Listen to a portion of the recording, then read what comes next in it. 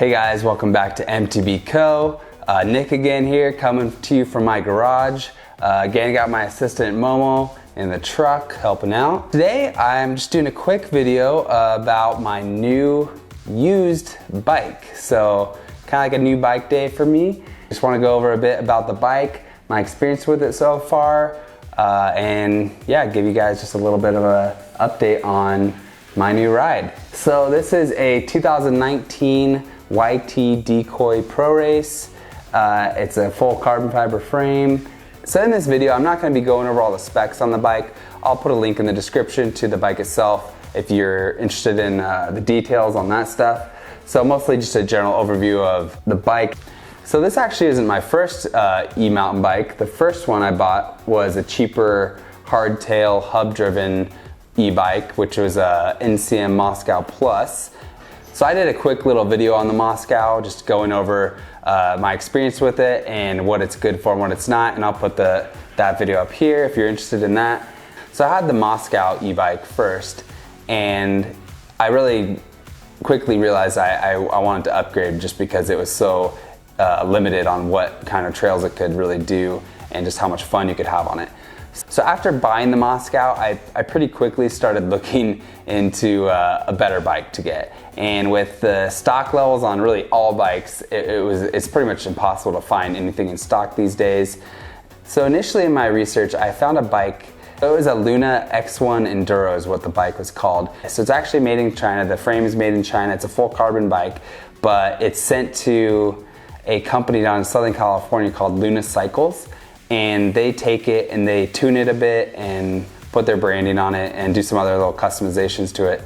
And it's actually, for what it is, it's a pretty good deal. It starts at $3,500. You can add a couple upgrades to either increase the motor wattage and then make the motor more quiet for a couple $100. So out the door it was gonna be around $4,000.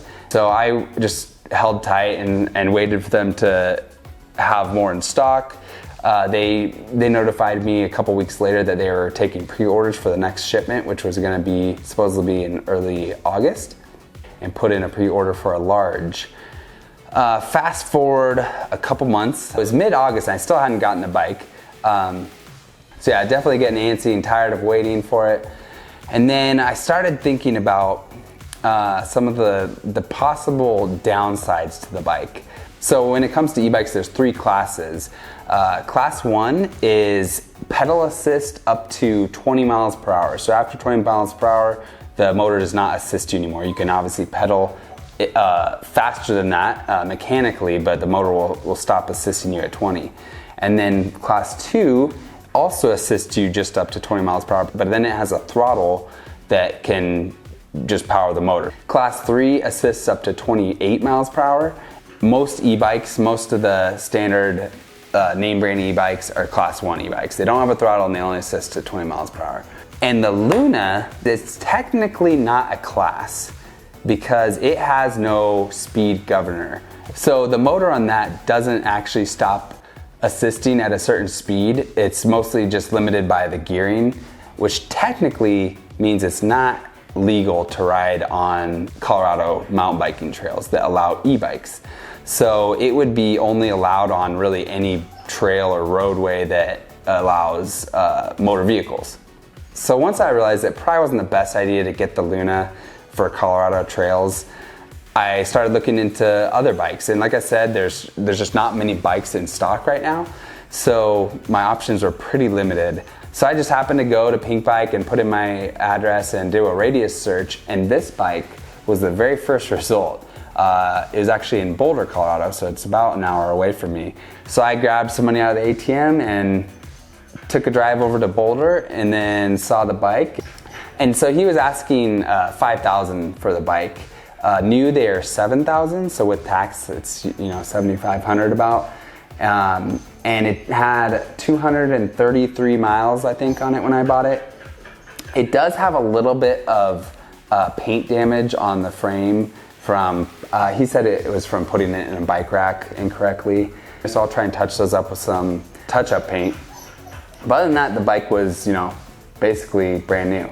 Momo's a bit excited because she sees the bike. She thinks we're gonna go run. So another reason why I wanted to pick up a bike like this instead of the Luna is it's really on the same playing field as the Specialized Turbo Levo and the Santa Cruz Heckler, which is what both of the guys I ride the most with have. So this bike is very comparable to those two bikes, but there are some little differences here and there. This bike is actually in a mullet setup, so it has the 29-inch wheel in the front and the 27.5 in the rear, whereas the Levo is a 29er all around and the Heckler is a 27.5 all around. Alright, so since getting the bike, I have done a few things to it, a few little mods and tweaks here and there, mostly cosmetic I'd say so far. So yeah, when I got it, I cleaned it up a bit. I greased some of the pivot bolts because it was making a little bit of a creaking sound and tightened those up to spec. I added some red race face Chester pedals. I added these Ergon GA2 grips, also in red. I changed the Fox fork stickers to be red instead of yellow. The bike stock has kind of a yellow accent theme to it, and I really like red. As you might be able to tell, I'm a big Niners fan. I grew up in Northern California, so I've always liked red. Yeah, still sad about that Super Bowl loss. Anyways, so I put on that rear fender that is actually a front fender. It's actually meant to be on the front tire, but I flipped it upside down, drilled a couple new holes in it, and just zip tied it with little strips of an extra lizard skin chainstay protector I had, just to kind of protect the carbon from the zip ties. And it seems to work fine. It's pretty tight in there, but the tire doesn't rub at all. So Mike actually made these decals for me on his sticker cutting machine, I guess that's what it's called, in red. The paint was originally yellow for those. The other thing I did is I changed the brake pads. The ones that were on it were the stock pads, and they weren't that worn, but I noticed the brakes were pretty spongy. The pads were from MTX Braking. They're gold label HD pads that are kind of specifically made for heavier bikes, which e-bikes are, so they're kind of like e-bike rated pads. They were a little pricey, but so far they've been great. The only other thing I really did was go into the eTube app, which is the Shimano motor tuning app, and you can adjust the 3 power levels, so eco, trail, and boost. You can basically adjust if they are in low, medium, or high. The first day I had it, I took it to Mike's and rode it on his backyard trail with some of his features, the drop and jumps and things, and it felt great. I didn't really adjust the suspension at all. It seemed like it had pretty good sag for my weight. I'll probably tweak it here and there as I ride it a bit more and just get a feel for it. But yeah, so since buying it, I've taken on 3 rides now, and really it's pretty much exceeded my expectations. It's super fun. It handles great. It just like plows through the chunky stuff, where before on my old e-bike, I was like death grip, hanging on for dear life, thinking I was gonna die. And this thing just rolls over everything. So it is a little more enduro style frame and geometry than the Levo and the Heckler. Just tiny, I mean, it's like 1 degree different. And being the mullet makes you sit a little bit further back, a little bit more slack. It really makes you feel confident going down things that normally I would have been really sketched out to go down as fast. Climbing, it's an e-bike, so it definitely excels on the climbs. It actually makes me work harder than my old e-bike, the Moscow, because the way these class 1 e-bikes and the mid-drive bikes, they have a torque sensor, so it really only gives you assistance based on how hard you're pedaling. And there's only 3 levels of assistance, so if you're in eco mode, it's not that much assistance. It definitely helps, but you still are putting a lot of your own effort in. And I've ridden mostly in trail and boost, to be honest with you. Like the few rides we've done, mostly just been wanting to go as fast as possible and do as many loops as possible. We did about 2 10-mile rides, the first 2, and then the last one was about 18 miles. And so I was in trail most of that ride. And even with trail and boost and like 3,000 feet of climbing, I still had about 25% battery left. So the battery can definitely take you pretty far. This is a 540 watt battery. They are supposed to release a 700 watt battery for this sometime this year. But yeah, the rides were amazing. I finally was able to kind of keep up and stay with Mike on the Levo and Brad on the Heckler. Still getting used to the bike a bit just because I wasn't on one of these for the last couple months. I'm still getting used to what it can do. I'm learning that it's super capable, so it's really me that's holding the bike back for sure so far.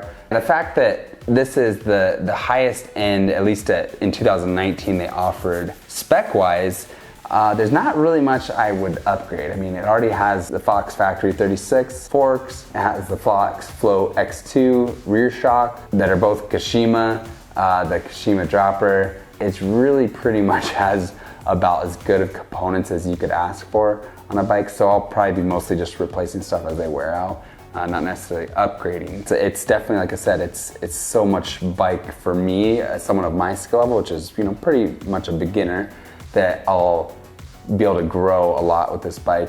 So yeah, that's my, you know, kind of brief overview of the new bike and how I came to get this bike instead of the Luna, and just what I've done to it so far and my experience with it with the 3 rides I've done. So let me know in the comments if you have any questions about this bike or e-bikes in general. So in the future, we'll probably be doing some more specific comparison videos on the 3 different e-bikes that we have, and even some comparisons between e-bikes and non-e-bikes, because we do have a couple just regular, you know, pedal bikes. But yeah, thanks for watching. Leave a thumbs up if you found this video at all entertaining or helpful. Subscribe for more biking content coming up, and specifically e-biking content. And we'll catch you guys next time. See ya.